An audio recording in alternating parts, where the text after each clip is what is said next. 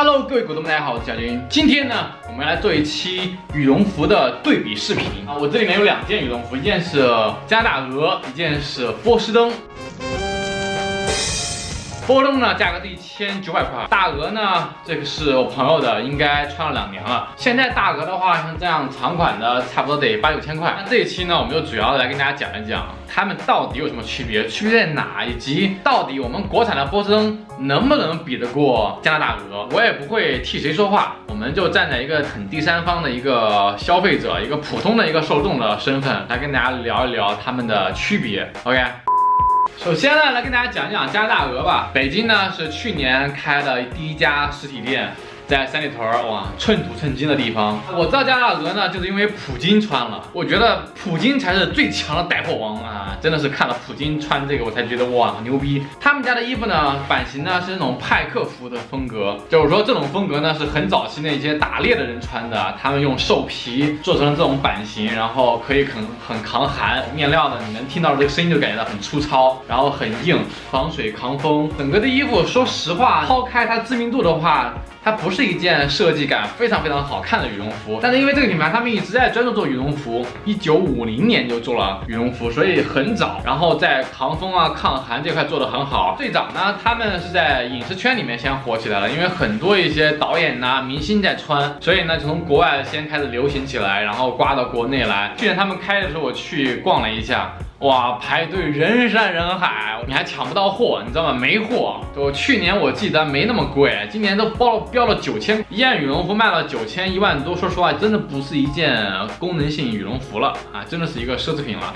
当然了，他们贵呢，其实还有一些别的原因。加拿大鹅呢不在国内制造，到现在为止呢，他们依然是加拿大的人在做。另外呢，它贵呢，还有一个原因就是它整个其实从面料做工方面就还可以，特别是这个毛领，这个毛领用的是狼皮毛，那狼呢就很贵呢，据说一条狼的皮可能差不多得2000块左右，然后用1条的话，可能成本就得300-400块。里面呢还用的是鹅绒，那好的羽绒服呢都用鹅绒，鹅绒呢本身呢成本呢会比较高，促使呢整件衣服的成本呢会上，但是它无论它成本再高，它卖1万块呢也确实不便宜啊。不过呢这2年随着他们火起来了，越来越多明星潮人在穿，大家都非常认这个标啊，这个一定要体现出来。我看他们店铺里面有那种针织帽，一个针织帽都卖到700块，我真的搞不懂一个针织帽怎么卖到700块钱呢？我的天哪！可能你觉得700块的针织帽真的已经很搞不懂，但是我告诉你，它有1500块的。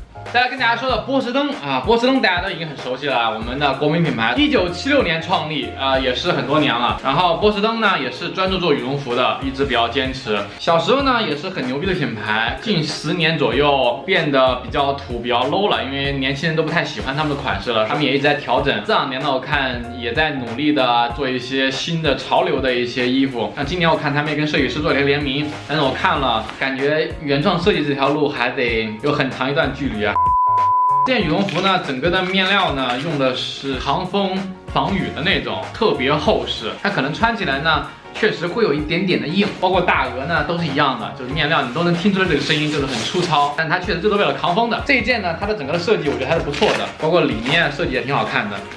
用的也是白鹅绒，所以羽绒填充呢也非常足，然后也非常厚。在北京，说实话，你穿这样一件的话，里面甚至不用穿什么厚的毛衣了，可能就穿件 T 恤就够了。肩膀呢会有一个拉链的设计，这个我觉得还挺有意思，就是拉上了以后可能变成了一个比较收的一个版，然后拉开了以后可能就是肩这块变宽了一点。所以整个的设计感我觉得是很好的。现在整个波士登的产品线都在往潮的方向去转，版型呢也越来越丰富了啊，什么版都有，长的、中长款的，甚至收腰的都有，所以可选的空间比较大。我们国内的登山队、登珠峰的啊，穿都是他们的衣服。另外呢，波士登呢还做代工，比如像阿迪达斯啊、始祖鸟啊，他们的羽绒服都是波士登在给代工。所以呢，最起码就是他们的技术、工艺啊这些东西是不输的。画完了，波士登可以打钱了，限你们3天之内给我打钱，收不到钱我就改口骂你们。3年吧，多给你们点时间考虑啊，我没有什么耐心的，我告诉你们啊。说实话，加拿大鹅呢和波士登他们2个品牌呢，基本上是没有对比性可言。如果你在网上看到有人做这种对比视频，我告诉他又是智障，我除外。首先呢，可能很多人会想要知道他们2个之间到底谁质量好。那据我的了解呢，包括我也咨询了一些人，然后我也看了产品。那波司登呢，他们的工艺也好，面料也好，确实要比加拿大鹅好一点。但是呢，这个东西呢，就跟你拿苹果和华为去对比一样。这个就注定要挨骂的。你说加拿大鹅不如波司登好，但是加拿大鹅说我潮啊。你可能说它的工艺也没那么好，但是我潮啊。所以这也是波司登在努力的一个方向，就是你的潮确实比不过人家，可是你一直在拿做工艺个比的话，消费者其实不太认，你知道吗？然后像波司登他们整天的口号就是什么远销72国，我们本波测评还远销4、5个国家呢。我什么英国、美国。什么东南亚对我们的观众，对我们的粉丝，我们的粉丝不照样说我土，所以你的销量和你的丑之间并没有什么关联。还有人呢可能会问，他们两个到底买谁更值？说实话，我告诉你，两个都不值。你们可以回去看一看我们前2天发的一个视频，1000元羽绒服测评。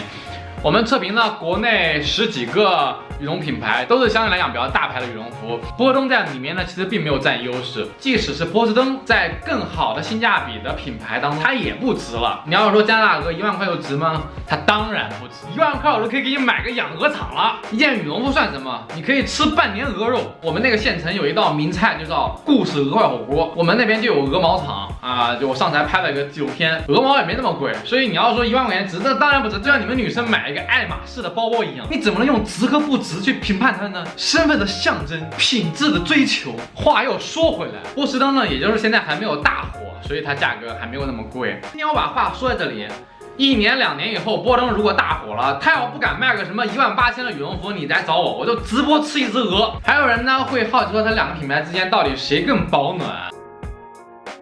如果你想要保暖，我告诉你，一件军大衣是最保暖的。所有全世界的羽绒品牌，他们的羽绒服全部是分等级的，由薄到厚，等级非常明显。说白了就是说，你想要更保暖的，你就买羽绒含量更高的、质量更好的、抗寒性更强的。那么价格呢，自然也更贵的。所以如果你不懂的话，也不想学习啊，那么很简单，你在买的时候跟客服说我是哪个城市，我们这个城市最低气温是多少，然后让客户推荐一款最适合你们当地的气温的。还有一些小伙伴呢，因为说羽绒服比较贵，所以害怕在线上买的跟线下的不一样。那么说实话呢，线上和线下的确实有一些差别，但是呢，现在来讲的话，确实有一些改善了。通常呢，做线上版呢，是因为要做一个低价，在网上更好卖，所以呢，他们会做一个线上特供版。但是你们现在看每个产品的参数表里面都会有一个是否线上线下同款，有了这个标识呢，就是同款的；没有的话就不同款，但大部分都有。线下呢，很多时候呢也有线下的特别款。我就去逛过某大牌品牌的线下店，就是他们的很多衣服呢不在网上卖，只在线下实体店卖，因为你在线下买东西啊。就是你会对比很多件，就算你不懂衣服的面料，你也会对比，对吧？你发现这件不如那件好，那件不如那件好，所以一般呢特别差的衣服呢，他们不敢在线下店卖，那么就产生了一种线下特别版，就可能做工啊、面料啊、价格啊都会贵很多，甚至款式都不一样。所以呢，如果说你很注重品质的话，那么我比较建议你去线下买，虽然没有特别版，但是你可以真的自己去摸、自己去对比，然后选一件最适合你的，包括尺码也会更符合。最后呢，我的感受就是加拿大鹅也好，波司登好，这两个品牌比较注重时尚感，比较注重流行。那么我非常建议你买一件加拿大鹅。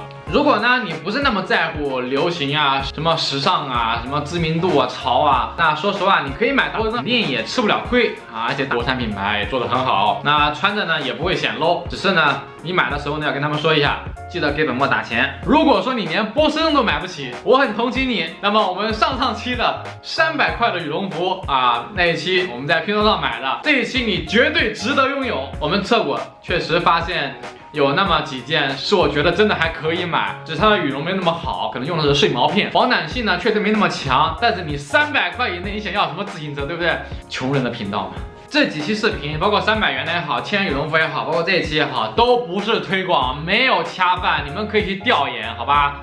你们可以去扒出来我恰饭了，来找我，来骂我，来黑我都可以 ，OK？ 所以真心的从我的测评来讲的话，是真的可以值得推荐的，放心使用 ，OK？ 就这样吧，拜拜。